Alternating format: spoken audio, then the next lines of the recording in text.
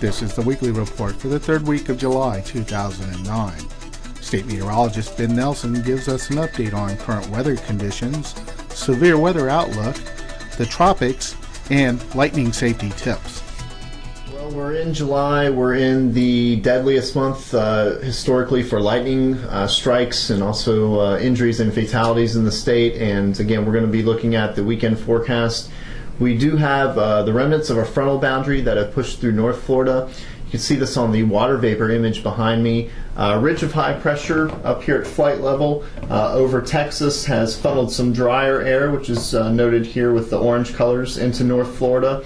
The axis where that dry air meets this more moist conditions over central Florida, that'll be the area that we look for widespread shower and thunderstorm activity both today and Saturday, with a little bit of a decrease in activity expected on Sunday as we transition back into a more typical summertime pattern as this frontal boundary exits the region.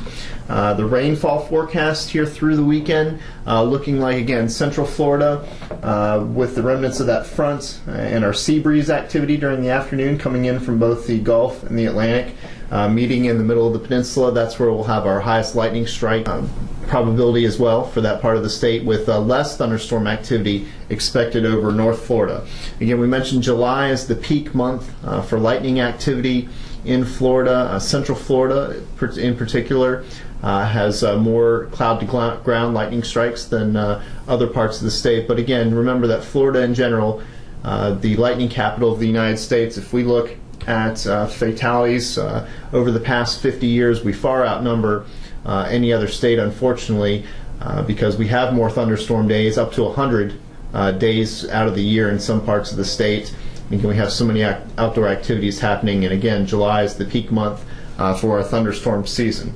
It's very important here, safety-wise, to remember that if you hear thunder, you are at risk to be struck by lightning. The sound of thunder can travel about 10 miles out from a thunderstorm, and as you see with this picture on the screen, lightning does not always travel directly from the cloud down to the ground. It sometimes travels out horizontally before finding the tallest object. And again, that can occur up to 5 to 10 miles away from the core of a thunderstorm. So if you have outdoor activities planned, keep an eye on the radar. It's very important for you to check the forecast ahead of time, particularly if you're going to the beach or boating, because lightning finds the tallest object out there to strike. And if you're in a boat, you'll be the tallest object there on the water.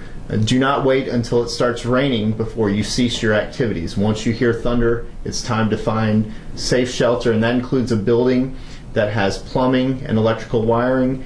If you do not have any safe shelter, a car is even better than an open shed or a picnic shelter. Those items, those shelters that you find on a golf course or at the beach, are there to protect you from the sun and the rain, but not from lightning strikes. Looking at the tropics, again, this is good news here. We're quiet here heading into the middle part of the July, with just a few tropical waves, nothing of note, and nothing that's expected to develop over the next couple of days. This is not unusual. Again, if you forgot that we're in hurricane season, we're in the quiet part of the year. Typically June and July, as you see with this graph, starting out the season. Very quiet. We don't start to get a ramp up in activity, again, with the total number of hurricanes and tropical storms indicated with the red and yellow here. We don't have the tropics really get active until the mid part of August, and then we head into the peak of the season in September. So this is not unusual. The average date of the first tropical storm in the Atlantic is July 10th. So we're just a little bit behind where we should be.